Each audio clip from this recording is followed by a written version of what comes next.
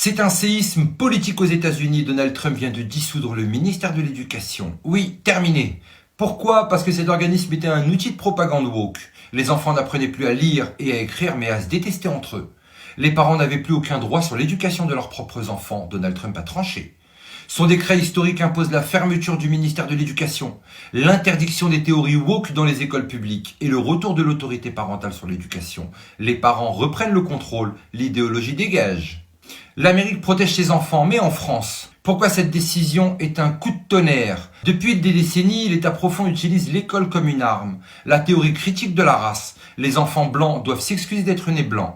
Les autres doivent se voir comme des victimes permanentes. L'idéologie transgenre. On explique aux enfants qu'ils peuvent choisir leur sexe. On encourage des opérations irréversibles sur des mineurs. L'école n'est plus un lieu d'apprentissage, mais une fabrique de confusion.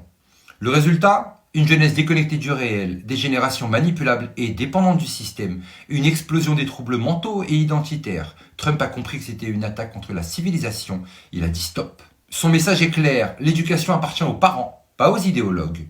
Mais en France, Macron fait exactement l'inverse. Non seulement il laisse faire l'endoctrinement woke, mais il l'impose dès la maternelle. À 4 ans, on enseigne aux enfants que garçons et filles sont des concepts dépassés. À 6 ans, on leur explique qu'ils peuvent changer de genre s'ils le souhaitent. À 10 ans, on leur donne des cours sur la sexualité et l'identité fluide.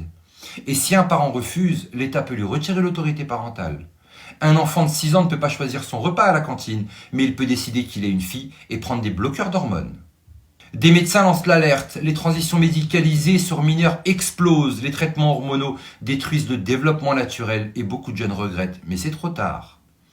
Trump protège les enfants, Macron les livre à l'idéologie. Deux visions s'affrontent. Trump veut sauver l'éducation et redonner le pouvoir aux parents. Macron veut imposer la propagande et punir ceux qui s'y opposent.